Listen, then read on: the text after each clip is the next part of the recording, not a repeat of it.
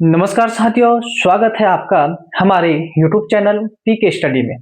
तो आज हमारा जो टॉपिक है वही राष्ट्रीय उद्यान चलेगा। आज उसका दूसरा भाग आएगा, इसमें कंप्लीट हो जाएगा राष्ट्रीय उद्यान। 3 राष्ट्रीय उद्यान हमने कल बता दिए हैं, कार्बेट राष्ट्रीय उद्यान और गोविंद राष्ट्रीय उद्यान और नैना देवी राष्ट्रीय उद्यान। कार्बेट राष्ट्रीय उद्यान की स्थापना हुई थी 1936 में। इसका क्षेत्रफल है 520.82 वर्ग किलोमीटर, ठीक है, जो 2 डिस्ट्रिक्टों में फैला है, पौड़ी और नैनीताल, ठीक है। अब बात करते हैं गोविंद राष्ट्रीय उद्यान। गोविंद राष्ट्रीय उद्यान की स्थापना 1980 में हुई है, ठीक है। ये उत्तरकाशी में पड़ता है आपका। इसका क्षेत्रफल है 472 वर्ग किलोमीटर, ठीक है। अब नंदा देवी की बात करते हैं तो नंदा देवी की स्थापना हुई थी 6 नवंबर 1982 ईस्वी में, जिसका क्षेत्रफल है 624 वर्ग किलोमीटर, ठीक है। तो ये आपका चमोली में है, ठीक है। तो ये मैंने थोड़ा हल्का आपका रिविजन भी करवा दिया है। अब बात करते हैं आगे। आज का जो राष्ट्रीय उद्यान है वो है आपके सबसे पहले फूलों की घाटी राष्ट्रीय उद्यान, ठीक है। फूलों की घाटी राष्ट्रीय उद्यान पे बात करते हैं, ठीक है। तो आज चौथा जो है हमारा फूलों की घाटी, ठीक है।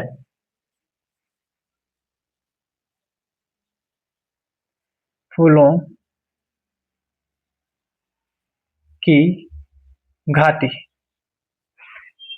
फूलों की घाटी राष्ट्रीय उद्यान, ठीक है। फूलों की घाटी राष्ट्रीय उद्यान। तो फूलों की घाटी राष्ट्रीय उद्यान की स्थापना 1982 में हुआ था, ठीक है। फूलों की घाटी की स्थापना की बात करते हैं। सबसे पहले स्थापना की बात करेंगे। स्थापना 1982, ठीक है। स्थापना हुई थी आपकी फूलों की घाटी की 1982, ठीक है। क्षेत्रफल की बात करते हैं तो क्षेत्रफल की बात करते हैं 87.50 वर्ग किलोमीटर। ये क्या है? फूलों की घाटी का क्षेत्रफल है, ठीक है। ये क्या है? क्षेत्रफल, ठीक है। स्थापना 1982, क्षेत्रफल 8750, ठीक है। अब बात आती है फूलों की घाटी। फूलों की घाटी को स्कंद पुराण के केदार खंड में क्या कहा जाता है? फूलों की घाटी को स्कंद पुराण के केदार खंड में नंदकानन कहा जाता है, ठीक है। नंदकानन कहा जाता है, ठीक है। नंदन कानन कहा जाता है फूलों की घाटी को स्कंद पुराण में, ठीक है। क्वेश्चन बनेगा कहीं बार, स्कंद पुराण में क्या कहा जाता था? स्कंद पुराण में, तो स्कंद पुराण में फूलों की घाटी को नंदन कानन कहा गया, ठीक है। स्कंद पुराण में क्या कहा गया है? नंदन कानन कहा गया, ठीक है। अब बात करते हैं महाकवि कालिदास। महाकवि कालिदास, कालिदास के मेघदूत काव्य खंड में अलका कहा गया है, ठीक है। अलका किसके काव्य खंड में कहा गया फूलों की घाटी को? तो कालिदास के मेघदूत में, ठीक है। कालिदास की बात करते हैं।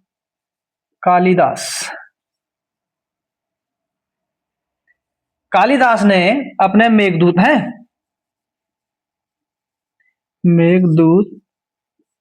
में अलका कहा है, ठीक है। क्या कहा है? अलका। कालिदास ने अपने मेघदूत काव्य खंड में फूलों की घाटी को क्या कहा है? अलका कहा है, ठीक है। अलका कहा है, ठीक है। आई बात समझ में?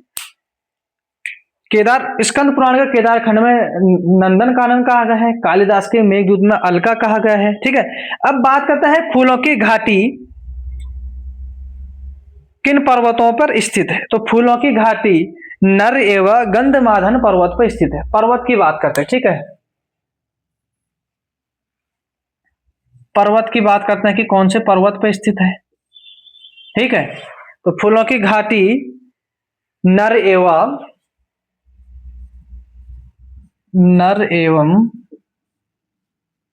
गंधमादन, ठीक है, गंधमादन, ठीक है,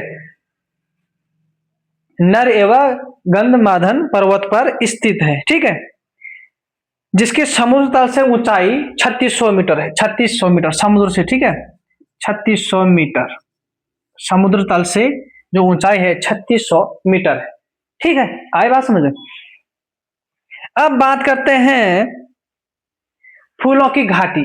फूलों की घाटी के मध्य नदी, नदी की बात करते हैं, नदी, तो नदी बहती है आपकी पुष्पावती, पुष्पावती नदी। कौन सी नदी बहती है? पुष्पावती नदी। कहाँ बहती है? फूलों के घाटी के समीप बहती है, ठीक है, पुष्पावती नदी। क्षेत्रफल भी बता दिया मैंने आपको, ठीक है। अब बात करते हैं राज्य का क्षेत्रफल के हिसाब से, ये सबसे छोटा राष्ट्रीय उद्यान है, सबसे छोटा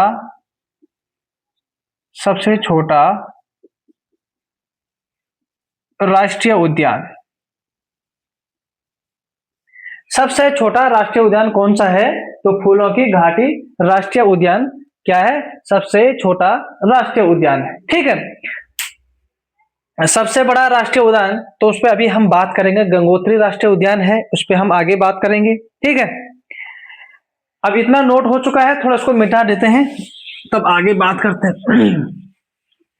क्षेत्रफल रहने देंगे ऐसे ही।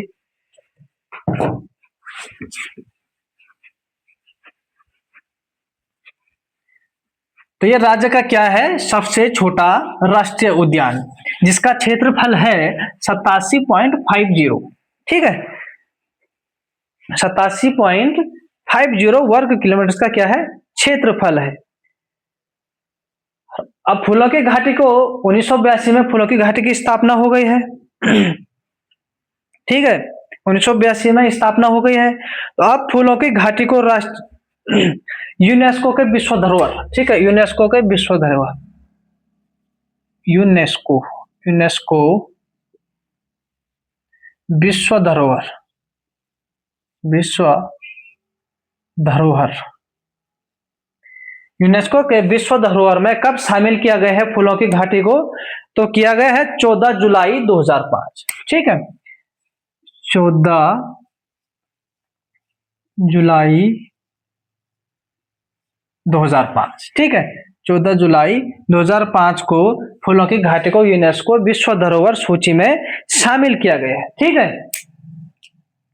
अब बात करते हैं कि फूल खिलने का समय। फूलों की घाटी में फूल खिलने का समय होता है, जो फूल खिलने का समय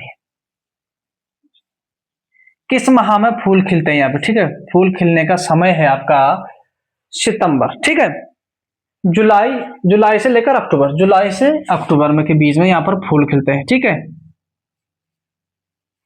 जुलाई और अक्टूबर में, ठीक है, फूल खिलने का समय फूलों की घाटी का। अब फूलों की घाटी की खोज की बात करते हैं। फूलों की घाटी की खोज 1931 में हुई थी। खोज 1931 में फूलों की घाटी की खोज की थी। किसने की थी? तो एक ऑस्ट्रेलिया पर्वतारोही था स्मिथ नाम से, ठीक है, फ्रैंक एस स्मिथ के नाम से था, फ्रैंक एस स्माइथ के नाम से था, ठीक है, फ्रैंक एस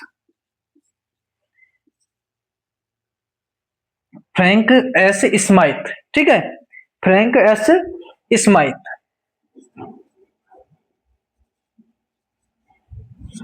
इसने क्या की?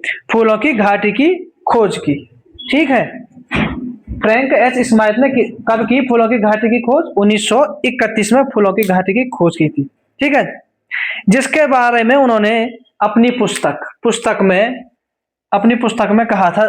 कौन सी पुस्तक थी वो? The valley of flower, the valley of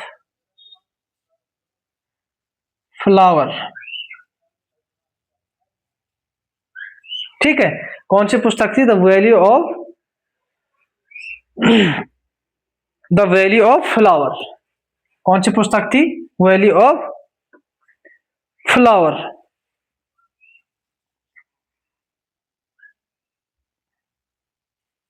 valley of flower.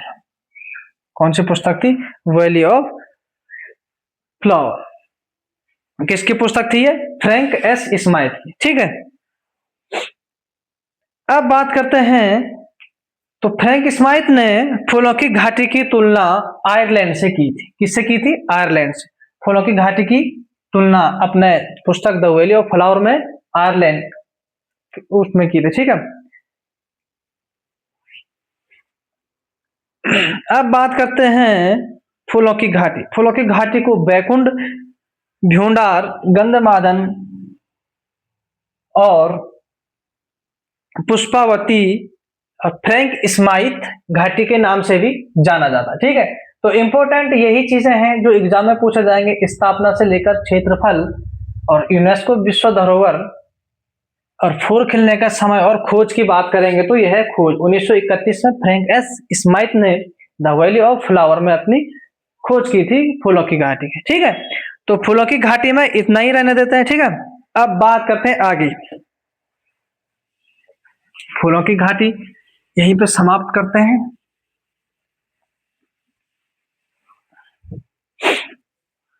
अब बात करेंगे राजाजी राष्ट्रीय उद्यान की। ठीक है, इसके बाद जो उद्यान आता है राजाजी राष्ट्रीय उद्यान। कौन सा उद्यान? राजाजी राष्ट्रीय उद्यान। तो राजाजी राष्ट्रीय उद्यान की बात करेंगे। ठीक है, राजा जी राष्ट्रीय उद्यान, राजाजी राष्ट्रीय उद्यान। तो सबसे पहले बात करेंगे राजाजी राष्ट्रीय उद्यान। तो राजाजी राष्ट्रीय उद्यान की स्थापना की बात करेंगे। स्थापना 1983 में। क्षेत्रफल की बात करते हैं तो 820, ठीक है, 820.42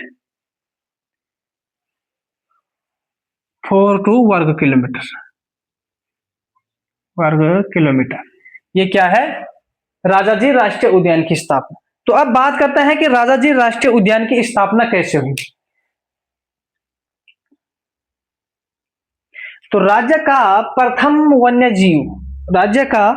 प्रथम वन्यजीव संरक्षण, राज्य का प्रथम वन्यजीव संरक्षण मोतीचूर वन्यजीव विहार, मोतीचूर वन्य जीव विहार की स्थापना कब हुई थी? राज्य का प्रथम वन्यजीव मोतीचूर वन्यजीव विहार की स्थापना हुई थी 1935 में। 1935 में इसकी स्थापना हुई थी। मैं आपको बता रहा हूं कि राजाजी नेशनल पार्क कैसे बना। ठीक है, सबसे पहले मोतीचूर वन्यजीव विहार की स्थापना हुई थी। उसके बाद हरिद्वार में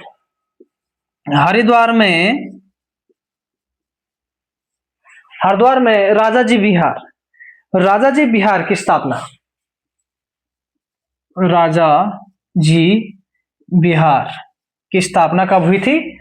1948 में। ठीक है, 1948 में हरिद्वार में राजाजी विहार की स्थापना हुई थी। अब बात करते हैं पौड़ी जिले में चीला वन्यजीव विहार। ठीक है, चीला वन्यजीव विहार।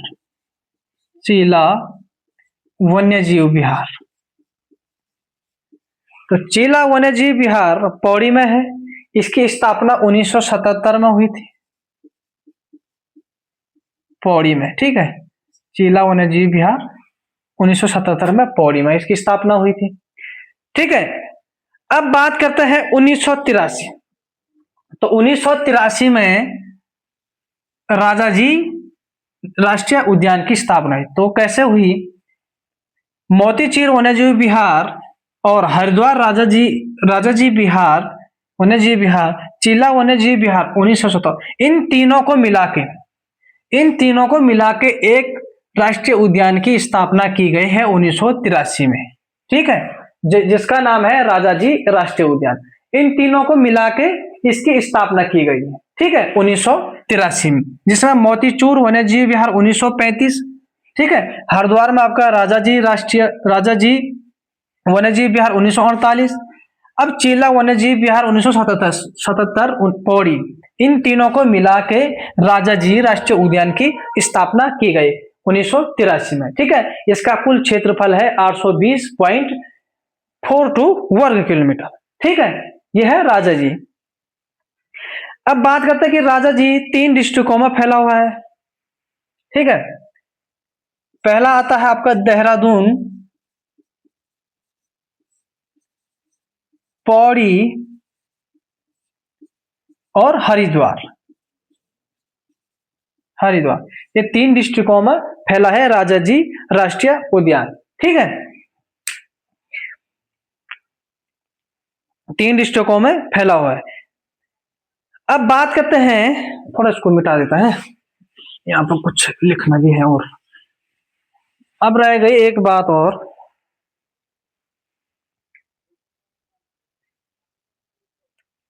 अब भारत राजाजी राष्ट्रीय उद्यान का नाम किसके नाम पर पड़ा है? तो भारत के राजाजी राष्ट्रीय उद्यान का नाम भारत के अंतिम governor general C R Gopalachari के नाम पे राजाजी राष्ट्रीय उद्यान का नाम पड़ा। ठीक है, सी आर गोपालचारी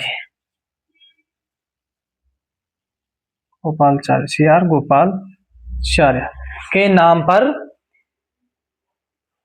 सी आर गोपालचारी जी के नाम पर क्या पड़ा है? राजाजी राष्ट्रीय उद्यान का नाम पड़ा। ठीक है, राजाजी राष्ट्रीय उद्यान सी आर गोपालचारी जी के नाम पे राष्ट्रीय उद्यान का नाम पड़ा। अब बात करते हैं कि अप्रैल 2015 में भारत का 48वां टाइगर रिजर्व घोषित किया गया है राजाजी नेशनल पार्क। भारत की बात कर रहा हूं मैं। ठीक है, और उत्तराखंड के हिसाब से दूसरा टाइगर रिजर्व घोषित किया गया है राजाजी को। ठीक है, पहला टाइगर रिजर्व उत्तराखंड में कार्बेट राष्ट्रीय उद्यान है, जिसके बारे में मैंने कल आपको बताया। ठीक है, अब बात करते हैं दूसरा टाइगर रिजर्व। ठीक है, भारत के हिसाब से पूछेंगे ना, तो भारत में 48वां है, भारत का 48वां टाइगर रिजर्व है, टाइगर रिजर्व। ठीक है, उत्तराखंड का पूछेगा तो उत्तराखंड में दूसरा टाइगर रिजर्व है। ठीक है, दूसरा स्थान है किसका है? पहला स्थान कार्बेट राष्ट्रीय उद्यान का है। ठीक है, ये भी आपका 1973 में बना था। ठीक है, 1 नवंबर 1973 को कार्बेट राष्ट्रीय उद्यान का जो टाइगर रिजर्व घोषित किया गया था। ठीक है, और अप्रैल 2015। ठीक है, अप्रैल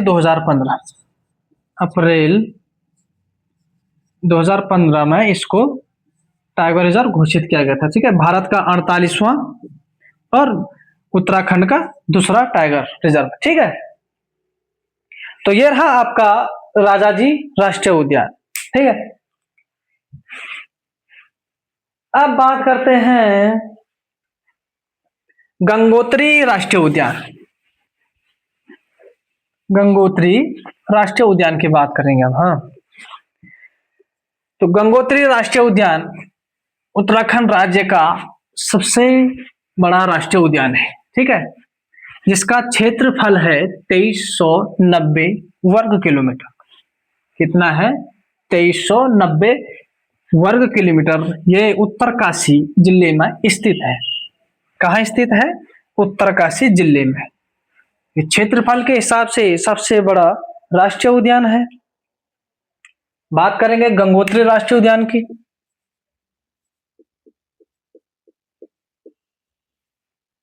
गंगोत्री राष्ट्रीय उद्यान तो गंगोत्री राष्ट्रीय उद्यान की बात हो रही है, ठीक है।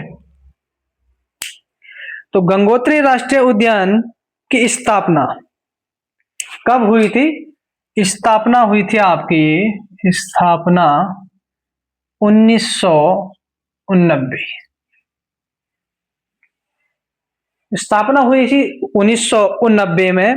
इसका क्षेत्रफल की बात करते हैं तो क्षेत्रफल की बात करेंगे 2390 वर्ग किलोमीटर। कितना है क्षेत्रफल? 2390 वर्ग किलोमीटर। राज्य का सबसे बड़ा राष्ट्रीय उद्यान, राज्य का सबसे बड़ा राष्ट्रीय उद्यान गंगोत्री राष्ट्रीय उद्यान, ठीक है। गंगोत्री राष्ट्रीय उद्यान। सबसे छोटा राष्ट्रीय उद्यान फूलों की घाटी राष्ट्रीय उद्यान, जिसका क्षेत्रफल 87.50, ठीक है। गंगोत्री राष्ट्रीय उद्यान के बारे में स्थापना हो गई, क्षेत्रफल हो गया और सबसे बड़ा राष्ट्रीय उद्यान भी हो गया, ठीक है। अब बात रह गई है गंगोत्री राष्ट्रीय उद्यान। गंगोत्री राष्ट्रीय उद्यान से लगा क्षेत्र, एक क्षेत्र पड़ता है भैरव घाटी। तो भैरव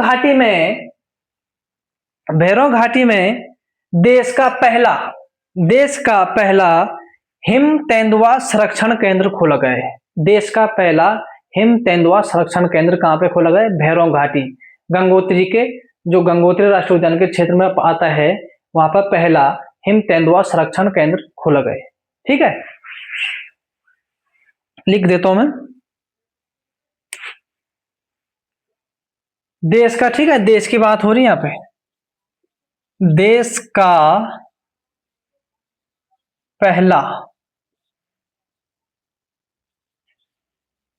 हिम तेंदुआ, देश का पहला हिम तेंदुआ संरक्षण केंद्र, ठीक है। तेंदुआ संरक्षण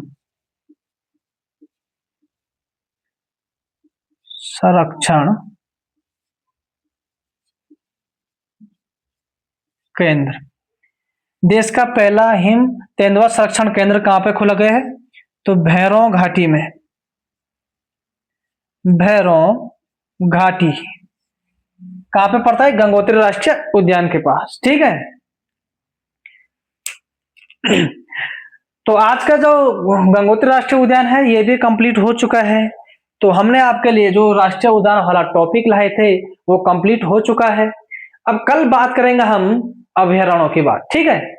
राष्ट्रीय उद्यान 6 जो राष्ट्रीय उद्यान बताए थे वो कंप्लीट हो चुके हैं। तो आज की क्लास हम यहीं पे समाप्त करते हैं। मिलते हैं नेक्स्ट वीडियो में, आप हमारे साथ बने रहें। Thank you.